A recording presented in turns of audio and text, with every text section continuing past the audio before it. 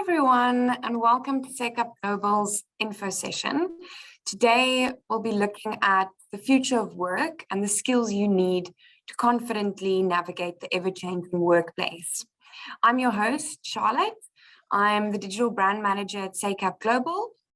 I'll start by taking you through the latest stats on global skills and job reports so that we can better understand what the industry requires of us. Then I'll hand over to Karolyne, who will explain a bit about SACAP Global's specialized short courses and how these micro-credentials can benefit you both personally and professionally. Okay, without further ado, let's look at the value of strengthening your essential soft skills. Due to rapid change and technological advancements, as well as economic uncertainty, the future of work is changing. And with that, the skills that the workplace requires have also changed. COVID-19 has also accelerated the arrival of the future of work across industries and markets. According to a recent skills report, 85 million jobs are estimated to be displaced by the year 2025, and 40% of core skills will change for workers. This means that the future workforce needs to stay relevant. And one way to do this is through upskilling. By acquiring a combination of hard and soft skills, you can enhance your professional competencies to stay relevant in the rapid changing world. So let's move on to the next slide. We will talk about why we need to prioritize upskilling. Well, it's not just the individual working professional who is affected by rapid change. We also need our governments to identify and train for the in-demand skills needed to accelerate economic growth. We need businesses to focus on upskilling so that they can retain their top talent and make employees successful in industry. And our higher education institutions also need to prepare future learners and current students for successful job outcomes by prioritizing in-demand and human skills, as well as job-based learning and hands-on projects. So when we look at our professional and personal development on the next slide, you see that whether you're entering the job market for the first time or pursuing a promotion, or even looking at exploring a new field of interest, upskilling is important. Lifelong learning not only satisfies the desire for personal and professional development, but it will also help you remain employable and industry relevant. So on the next slide, you'll see we continue talking about personal and professional development and how learning is really applicable to everyone, no matter your age, interest, or industry. At SACAP Global, we believe in ongoing skills development and that equipping yourself with essential hard and soft skills will allow you to confidently navigate the future workplace. Graduates need to combine theoretical knowledge gained from their degree and combine that with practical and industry relevant skills. And we like to think of these skills being used together, that the new skills you acquire, they build on the foundation of your degree. So yeah, that's from a personal level. And then on the next slide, we will look at the value that businesses have in skills development. So when looking at it from a business perspective, skills are critical for business performance. This is because having highly skilled employees also means more productivity and an innovative workplace. According to the World Economic Forum, how nations develop human capital is one of the most important determinants of long-term success. And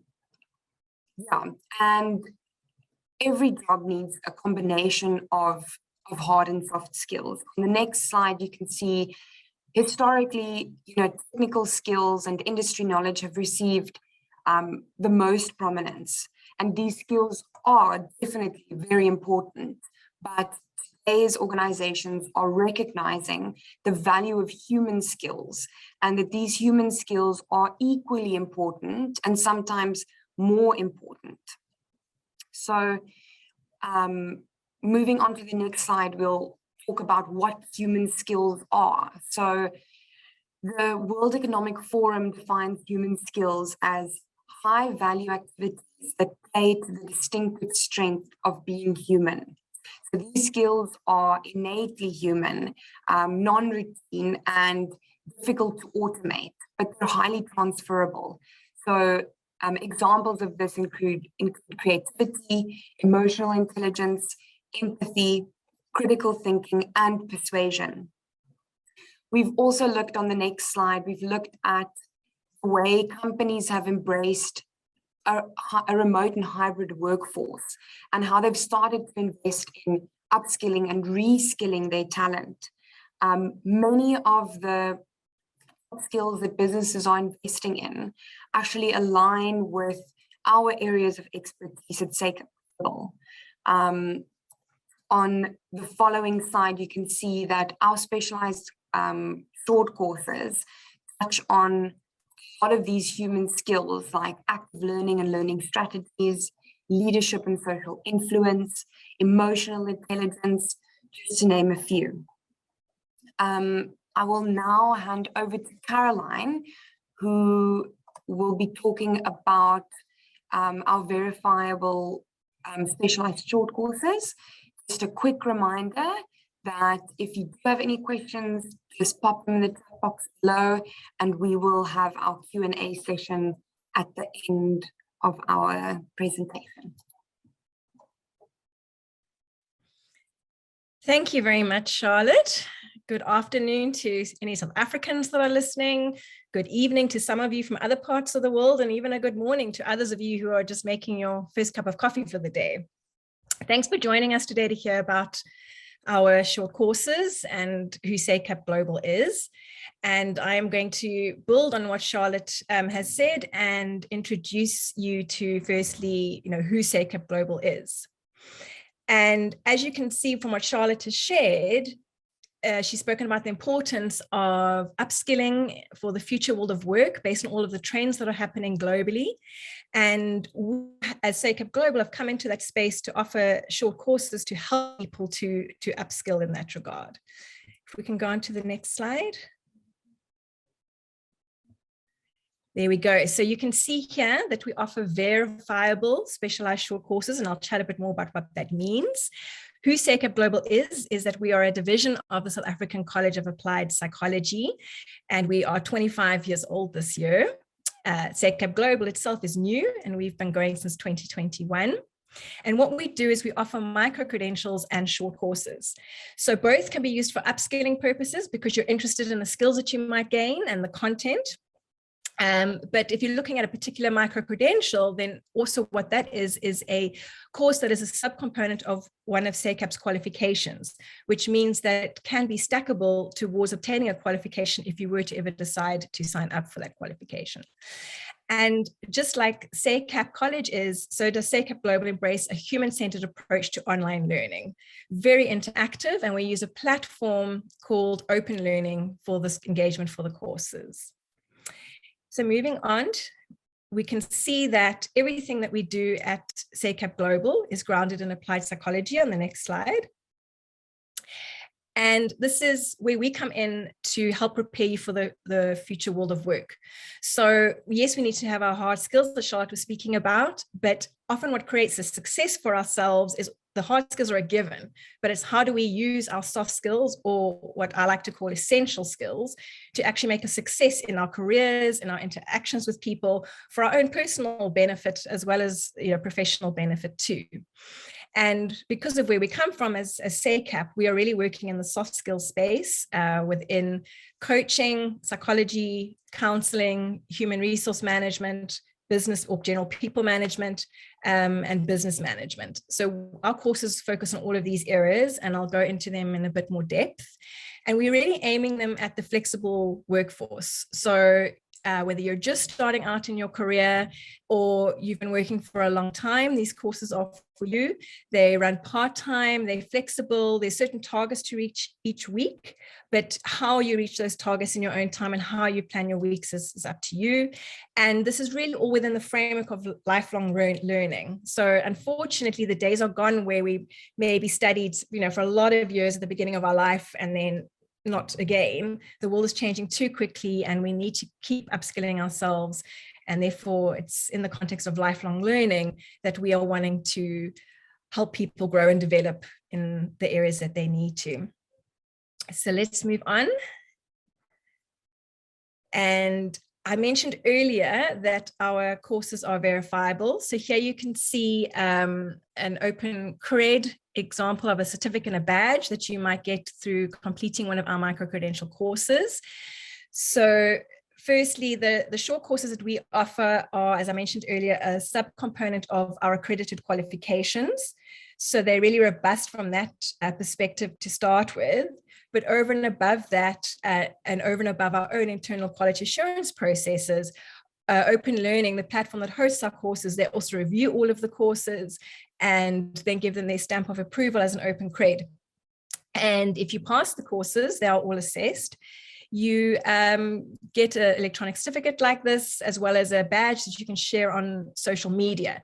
And embedded in that badge is information around the course, who gave you the certificate, what the skills were that you have as a result of doing that course. So that makes them very verifiable and credible.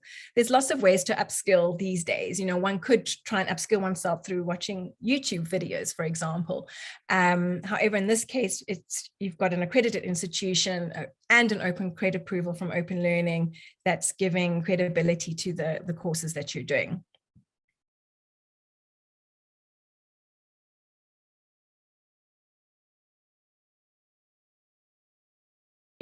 That you can use to upskill yourself. It is important to note, though, that the courses are academic in nature as well as highly practical in order to upskill you. And so you'll need to look on the website at the details for each course, but you would need to be able to commit, around 10 hours or so a week when you do sign up for the courses to move through all of the material.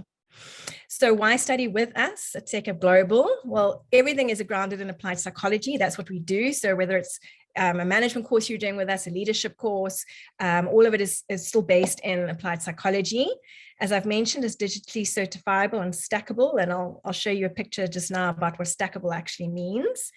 We have facilitators that see you through the course as well, that are subject matter experts in the areas of the course. There's that flexibility that I spoke about earlier, where yes, you've got weekly targets to move you through the course, but at the same time, it's asynchronous, so you can do it within your own time within that week. And then don't you just love this picture of this guy for the social learning environment? He always makes me so happy when I see this picture. But a big part of our courses are that it's around peer engagement with other people on the course with you. So you're learning as much from each other on the course as you are from the actual content and exercises within the course itself. Okay, let's move on to the next slide. All right, so all of this information I'm going to share with you now is on the website, so I would encourage you to go have a look. But let me just briefly tell you a little bit about the various courses we have on offer at the moment. So we have Introduction to Human Behavior, which looks at various interpretations of human behavior, the mind and the body, and how they influence each other, how social relationships shape our behavior as humans, and what influence our personality has on how we behave and how we show up and how we engage with others. And then it also looks at a lot of life stage theories and how these impact your own space in your life or the particular life stage that you are in at the moment. And that course is 6 weeks long. Then if you really enjoyed that and you want to dig a bit deeper into more about human behavior, we've got the Factors Influencing Human Behavior course. And this looks at key constructs of human cognition, how we think, why we think that way. It looks at the development of social cognition in particular. It looks at how our social attitudes develop and how our values as people are shaped. It explores our key emotional experiences and how they influence our actions. It also looks at positive psychology and the importance of well-being in our life and what we can learn from positive psychology to promote our own well-being. It looks at how gender forms in our life, as well as human sexuality. And that course is 7 weeks. Then in the effective interpersonal communication space, we've got an introductory course and then an advanced course. The introductory one that's 6 weeks is called Effective Interpersonal Communication. And here it looks at all the foundations of effective interpersonal communication, intercultural communication, the role that perception has in effective communication, both my self-perception, perception of others, and the other person I'm engaging with, and their self-perception and perception of others, and how this all works together to hopefully create successful communication at the end. Verbal and non-verbal communication, active listening, responding, and looking at all of those skills and how you can hone those skills. And then you also analyze how well you are currently communicating. Then the advanced interpersonal communication one is 8 weeks long, and this looks very much at the influence of human emotions and interpersonal communication and the impact of that, which I think we all know is very important. Looks at different interpersonal communication styles in relation to friendships, professional relationships, marriage, and family. It explores the dynamics of conflict and how we can manage conflict better. It also explores power dynamics and how we can increase our awareness of those and manage power dynamics in interactions with people. And it also looks at interpersonal communication with people with different abilities. And then if we move at our people management courses, and here we have managing and motivating people. And this is really for you if you've got a team and you just want to learn how to bring the best out in your people better. And it looks at, what is human resource management in a business context, the roles that a human resource manager plays, and then the roles the line manager plays and how they align and can work together in an organization. How is it that you can motivate your members of staff and different ways of doing that? And along with that, how do we create the motivating work environment that they can then blossom in? It also explores employee wellness and employee wellness programs, and how as a manager you can help your team to harness the benefits of those in your organization. And it looks at how you can apply all of these best practices in your workplace.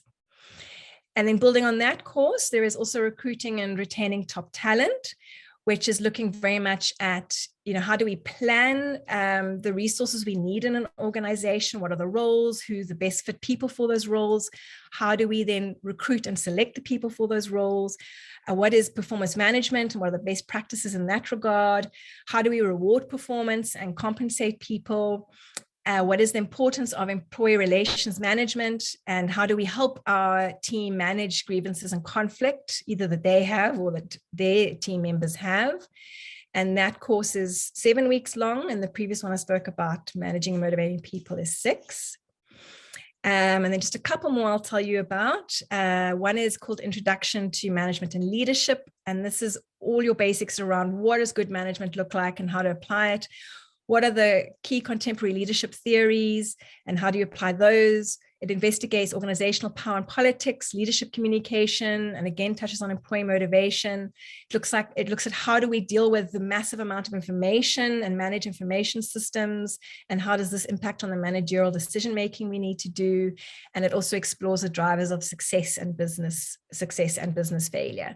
And that course is 6 weeks long.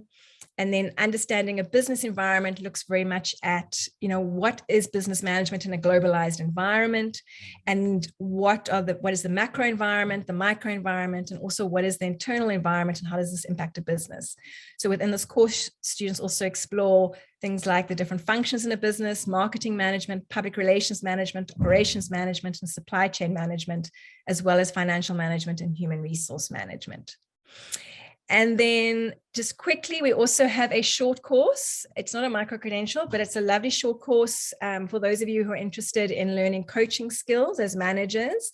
And it's an ICF accredited course as well, accredited by the International Coach Federation. So for those of you who want to learn a bit more about what coaching is about and be able to apply those skills with your team, this is a 12-week course that we have on offer. And then we have a course called Developing a Growth Mindset, which is a nano course. It's very short. It's not facilitated, so you can sign on at any point in time and move through it in your own time. It's not assessed either, unlike the other courses. And this is really just helping people appreciate and learn what their own mindset is like and how their current mindset might be limiting them in certain areas. and learning how we can develop a growth mindset where we can actually see and recognize our own capabilities and what's possible for us in our own growth and development. So that's a quick run through of the courses to give you an idea of what they cover, but I really do encourage you to go and explore a bit more on the website to see the details and the outcomes and what's offered. And if we can go on, this is that diagram that I was speaking about earlier that would explain a bit more about what this idea of stacking is. So you can see there on the left-hand side, you've got a few examples of course 1 plus course 2 equals module exemption. So if, for example, we take the effective interpersonal skills course I spoke about and the advanced interpersonal skills one, those to combine together are actually a module from SACAP's Bachelor of Applied Social Science degree. So if you were to be studying a course with SACAP Global and you realized, oh my goodness, I love psychology, I must sign up and study a whole degree with SACAP, then if you were to meet the minimum entrance criteria to get into that degree and got accepted, then you would be able to get module exemption and not have to repeat that module in the degree because you already would have done it with SACAP Global. So that's what we mean when we speak about stacking towards a qualification. Okay, and let's go forward. Here you can see our intake dates for the rest of the year, and those are also on the website if you want to go and take a look. Great stuff. Thanks, Karolyne. Thanks for all that interesting information. So if anyone has any questions, please pop them into our question box as we will be moving on to our Q&A session. Great. And I see you've got a couple of questions coming through. One of those is, how do I sign up and pay for the course? So you would need to make your way to the SACAP Global website where you'll find all that course information that I was speaking about. And I'm not sure if we want to pop that address. There we go. You can see it down there already if you look down in the chat. And then you're able to sign up there and then as well on the website. And another question that's come through is, are there scheduled webinars? That's a great question. So no, there aren't. We have students that are attending from different parts of the world, and everything is done asynchronously, meaning that you do it in your own time. So, you know, a student in South Africa might be doing an activity at 10 a.m. and then other students somewhere else in the world are doing that same activity later in the day. So you don't need to be present at prescribed times. You just need to be able to work through all of your tasks for the week in that week so that you can travel as a group together when you do the course. And so it's kind of engagement. Another question that's come through here is, how does engagement take place? And so it's kind of like, if you think about Facebook quite a lot with posts and online activities. So people are posting things, they're answering particular questions, discussing, debating, and it basically looks very much like a Facebook thread. Okay, then another question I see here is, do the stackable credentials allow module exemption into any of the streams of the Bachelor of Applied Social Science? So within the SACAP degree, there's a counseling stream, there's a human resource management stream, and then there's a business management stream. And this is a great question because, yes, depending on which stream your course comes from, will depend on which stream you can get the module exemption for if you were to want to study a full qualification with SACAP. And then another brave person has asked, can I do more than one micro-credential at the same time? You absolutely could, but as I was saying earlier, if you're working already, for example, potentially you're a parent, you've got a lot of things to juggle, you do need to be able to set aside 10 to 13 hours per week on average for one micro-credential. So it depends on the time you have available to move through the course.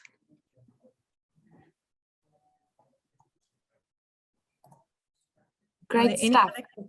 And then there's another one, Karolyne, that says, please explain the recognition of the micro-credential courses internationally.